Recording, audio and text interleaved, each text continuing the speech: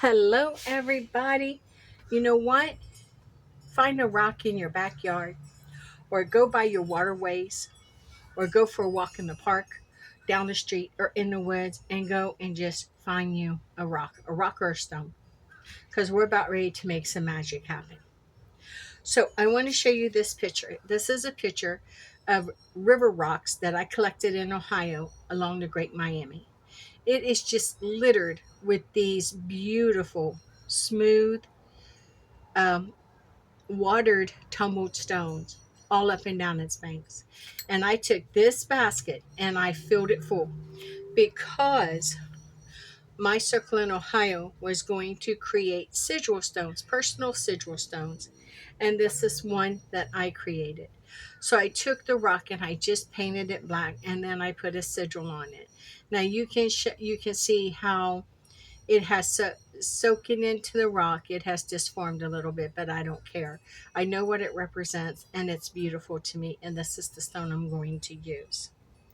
So when I moved to Florida, I knew I wasn't going to find a whole lot of stones, if any at all. So I brought many of the ones that I had gathered with me, and I have used them, and I have just a few precious left.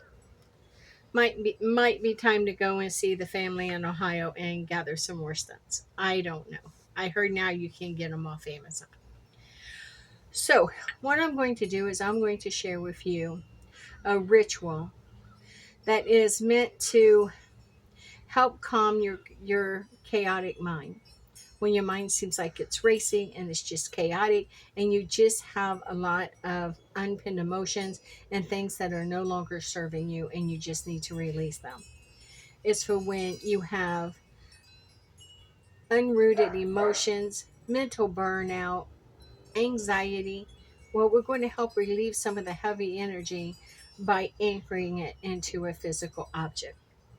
The reason why it is great to go on a spirit walk and find a stone, and if you live somewhere where you don't have stones like Florida, a large seashell will work just as well.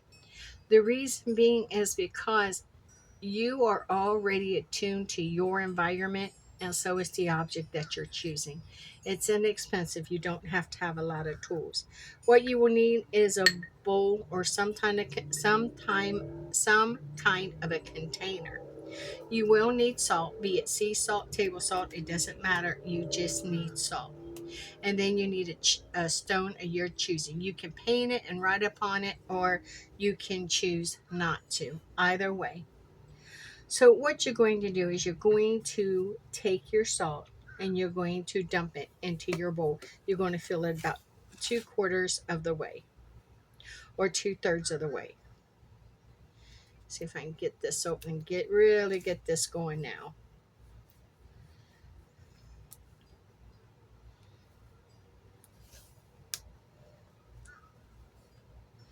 Last time I done that, I got kind of like burned on it. Why isn't this coming? It's kind of like dried.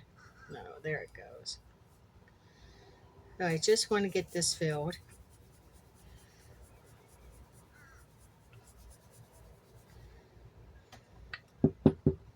A little more.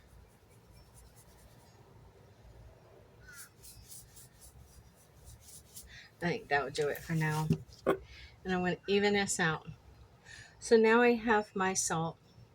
And what I'm going to do is I'm going to put my hands over it, and I'm going to say, bless this bowl to hold this space. Bless the salt to cleanse this place. Then bless this stone as I anchor it deep to guard the place I wish to keep. So now I am going to hold my stone in my hand, and I'm going to hold it.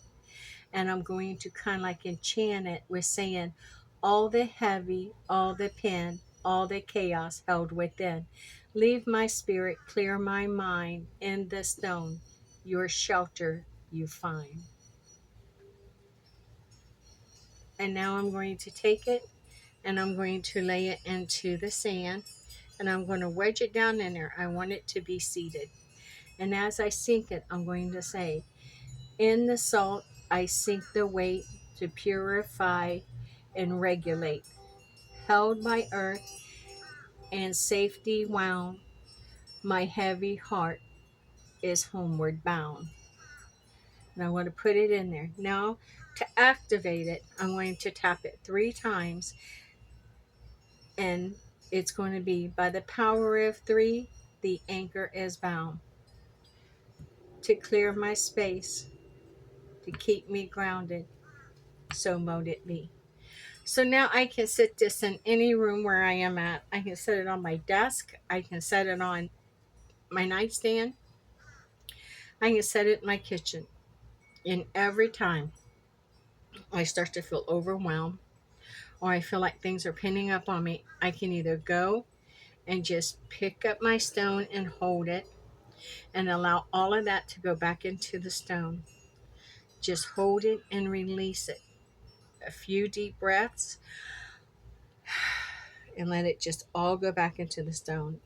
And then I can reseat my stone knowing that the salt is going to purify it and transmute all those negative energy or heavy energies.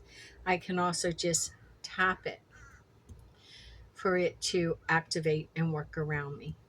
So there you go. That is just a little salt ball magic that you can perform. It doesn't cost you anything at all.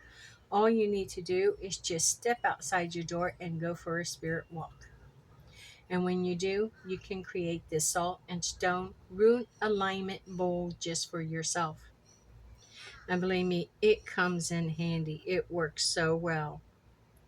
And it's pretty if you paint your rock and put your own sigil on it. Well, there you go. Thank you for joining me. If you will, please like, subscribe, comment, share, and notify on my video. No matter where you are or what you're going through, please hold on. Tomorrow's a brand new day and we all get to begin again. You will find all the instructions and the spell in the comments below.